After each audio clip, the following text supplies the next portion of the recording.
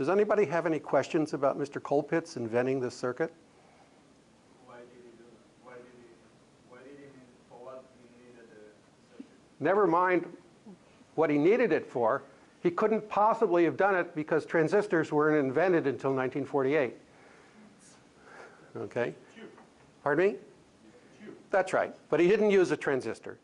Okay? I'm just wanting to know if anybody's paying attention. He did it in order to have a stable oscillator that he could use as a carrier for information transition across wires. Okay? And it turns out that in various regions of driving this circuit, you get a very stable oscillation. We know how to describe that these days. Turns out that if you increase the strength with which you drive the circuit, those oscillations become chaotic, and things change. But that's the way they are. Now I'm going to show you what this oscillator looks like. I'm going to talk about numerical models of the oscillator. So the very first thing I'm going to do is ask myself, how does this oscillator work if I make a model of it? If I then do what's called a twin experiment, meteorologists have another name for that, OSSE, which I don't remember what it stands for. Okay? I'm going to generate the data, so I know everything about the data. I'm then going to present to the model just the voltage of that data and ask, can I determine the voltage, say this voltage, and the current through the inductor and the current between the collector and the emitter, which I don't know and I didn't measure. Can I estimate that too, and can I estimate all the parameters of the model? That should sound completely familiar to you as exactly what meteorologists do. They mostly don't do it on transistors. So that's my goal, to learn about a nonlinear model using measurements. As it happens, excuse me, I said I'm going to talk about the simulation, numerical simulation, and I'm going to show you the result of actually building this circuit. I would say in our laboratory, but anybody who thinks that I'm associated with a laboratory knows that that's a dangerous idea. Okay?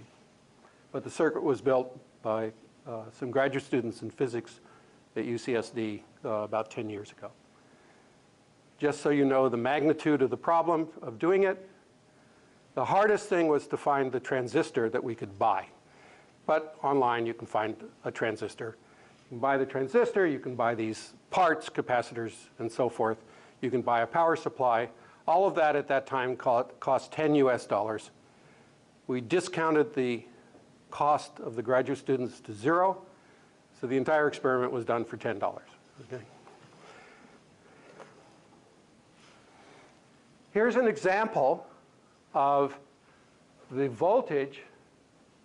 That's the voltage across one of the pieces of the nonlinear device called the transistor as a function of time, driven in a region where we think the circuit is acting in a chaotic fashion. I'm going to show you explicitly what that chaotic fashion means in a slide or two, but this is an example of the current. The time interval here is 10 microseconds, and we recorded here for 10 milliseconds. We could have made a recording as long as anybody wanted, but this was 1,000 measurements over time. I think it's pretty obvious that that is not a sine wave, and it's not a DC current. If you rescale everything from the actual physical values of capacitances, inductances, and so forth, you find that there are four independent parameters and 3 equations. And the 4 independent parameters, I mean, this is clearly related to a resistance because dx2 dt equals minus qx2 is a dissipative term. It tends to decrease x. This exponential is related to the underlying way in which a transistor works by taking electrons out of one piece of a material and into another over a gap that depends exponentially on the voltage, and that's a piece of the quantum mechanics that goes into the transistor. You don't need to know quantum mechanics to try to solve this problem. Alpha here is the parameter that corresponds to the voltage across the entire circuit.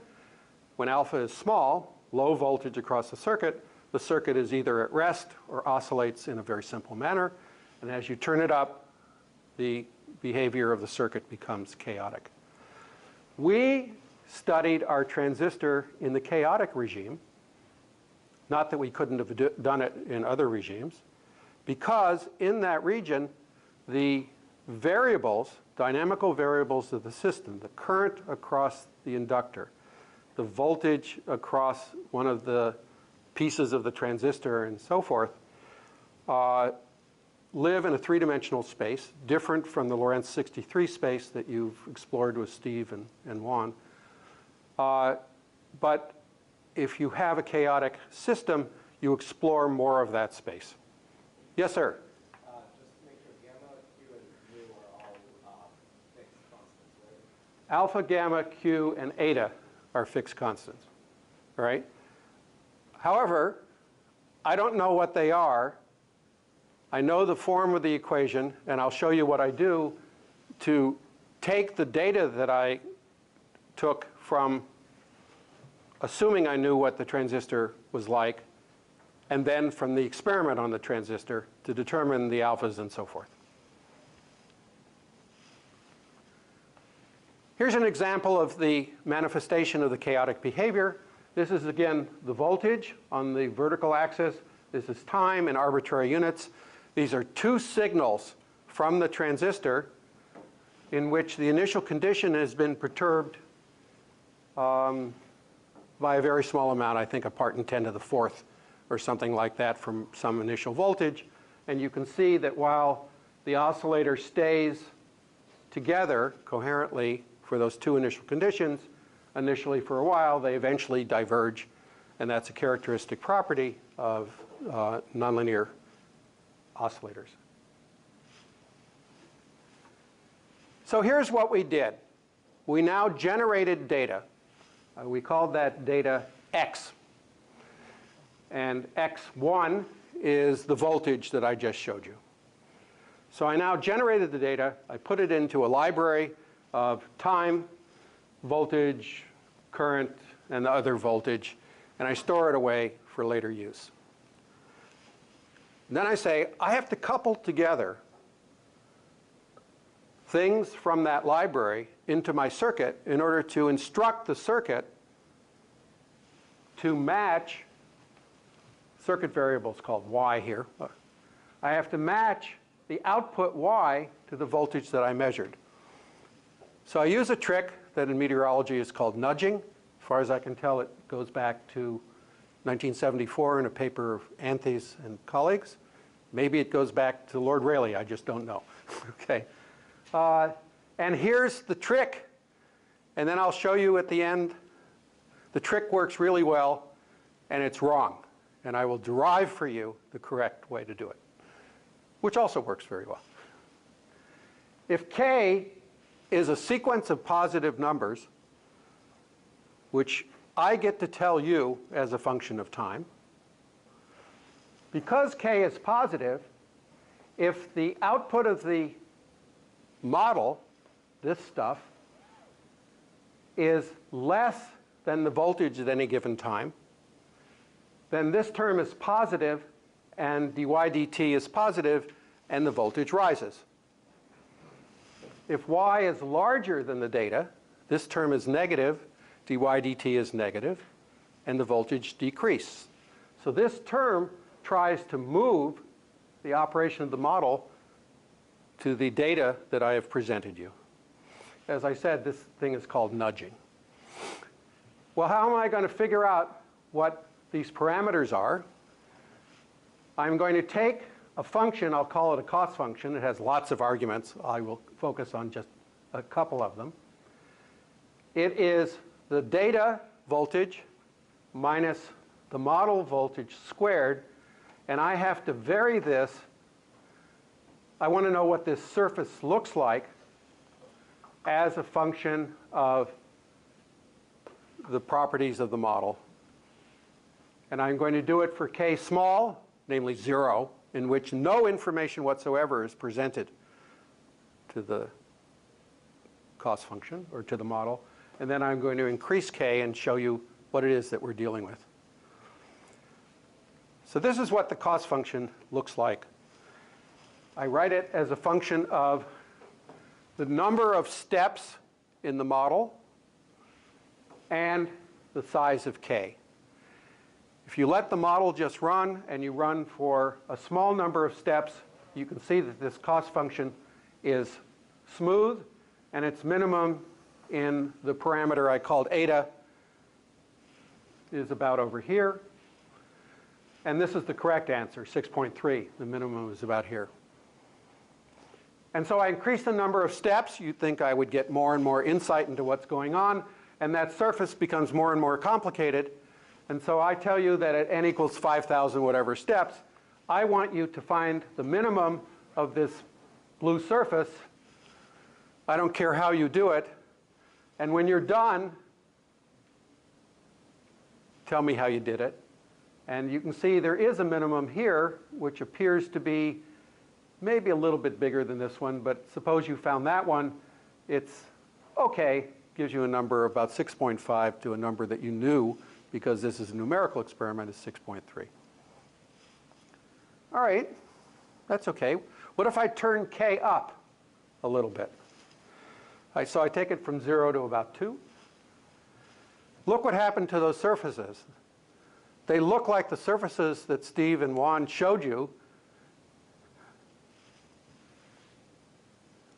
And you'll notice that even though the curves all come down to different magnitudes of the cost function, the minima are all in the neighborhood of the expected answer, 6, 6.2, 6.3. Yes, sir? So when k was 0, that term of the first equation that was multiplied by k, which means by 0, did not even exist.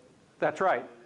When the equations were operating, right? That's right. So that means that when I give you I give you no information whatsoever about the data, the oscillator is very sensitive to the initial conditions and runs all over phase space, producing a chaotic attractor. Could you expect to get getting some idea about this eta that you were looking for? None. That was the point. You cannot learn anything about it without any information. And there's I don't want to go into there is an argument for that. What this is doing in the sense of nonlinear dynamics is it is stabilizing the instabilities of the underlying nonlinear system, allowing you to smooth out the shape of the cost function to give it a nice, beautiful minimum that you can go find. This is all numerical so far. I'm going to jump ahead. This is the curve, the cost function, in the experiment in which you actually go out and you buy the $5 transistor and the other circuit elements and the power supply and run it and calculate that cost function by running the actual circuit. You can see, in this case, the actual minimum translates to a resistor that was in one of the circuits to 35 ohms. Doesn't matter what number it is. But you can see that when the coupling, which U is equal to K here. I'm sorry, I couldn't get PowerPoint to change the notation. When the coupling is 0, the surface looks like this. And suppose I invite you to find the minimum of that surface. The chance that you will find it without already knowing where it is 0. If you start over here, you'll be in a local minimum way before you get here. If you know where to start, well, you'll get there.